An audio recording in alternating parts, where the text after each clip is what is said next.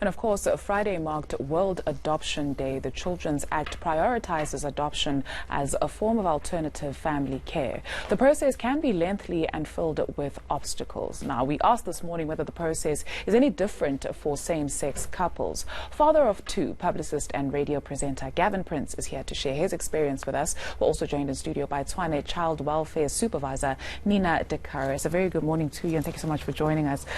Gavin, let me start with you. Just how much did you know about adoption before you actually adopted a baby? I did research for about a year.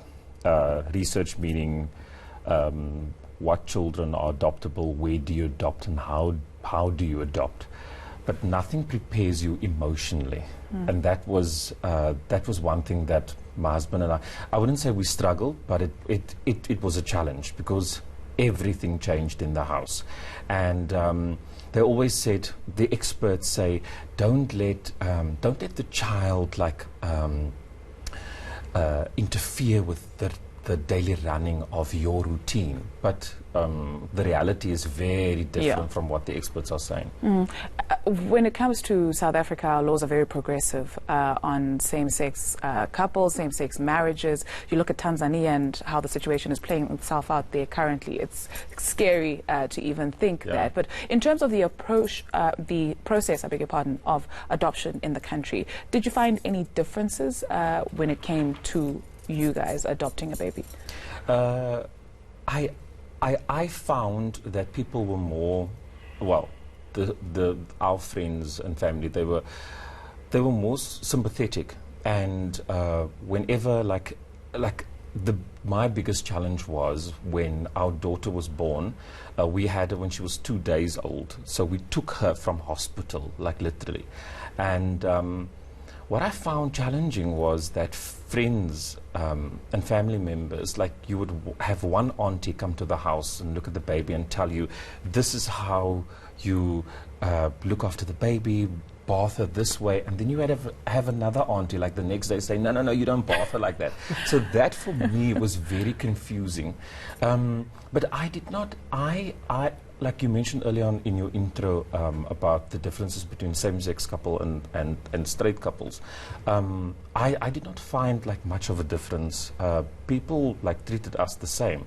I think they tend to give more attention to same-sex couple in terms of help.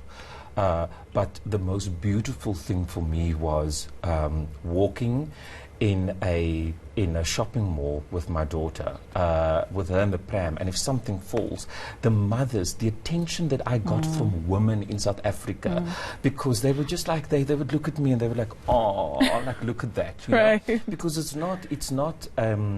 not every day that you see like a dad like walking with like a baby, you know. It happens, but it's more not common. Mothers. 100%. Nina, I see you nodding your head in agreement, and of course to the question that we're asking, whether it's different when it comes to adoption for same-sex couples. Are there more stringent rules or not?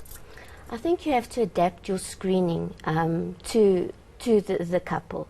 You know, I think people tend to think, you know, if two gay men adopt a child, you know, one takes in the woman role and the other one takes in the more masculine role, which is not so. I think we must go look at the support systems and the extended families, and should it be two men, we would focus on the female role models within the family, because a child does not get adopted by only a couple or an individual, but the whole family as a whole. So I think the focus would be on the best interest of a child and on parenting, on being able to give a child a home and a future. I want to go back a couple of points and touch on an issue that we tackled on Friday on the channel in terms of South Africans not adopting enough when it came to children. Why do we find that in the line of work that you do, or do you also find that not enough children are being adopted in the country? I think the process is very long and people are scared of going into the process. I think there were a lot of, in the past, the black people they weren't very open to adoption, but a lot of people are changing their views on adoption and are coming forward to adopt. but unfortunately we have more babies than we do have parents that have been screened. Every parent that wants to adopt, there's no discrimination involved. They can come forward and they have to go through the screening process, which is a whole assessment that's done on them. We also have to look at the police clearances, see if their name is on sexual offences register.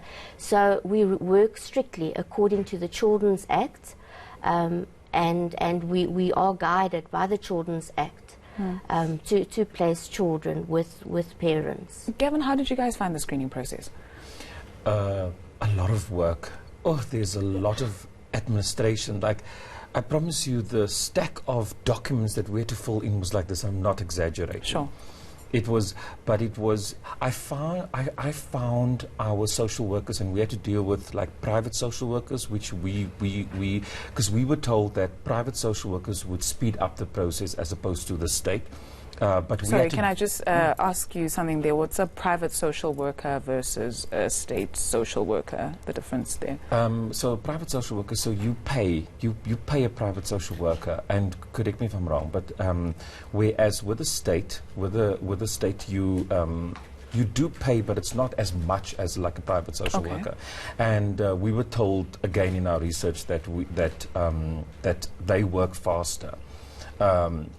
But we found we had to deal with both sides, and they actually encouraged us. I mean, when we adopted our little girl, my husband and I weren't married, so they encouraged us to get married, which was actually beautiful for us. Was that a criteria in order for you to? It wasn't a criteria, but it was more like an encouragement. Okay. So like they had they had recommendations. So they would say the other big thing that stood out for us that my husband and I went like, oh, was date nights. Like when a baby comes into the house, like you have to have date nights.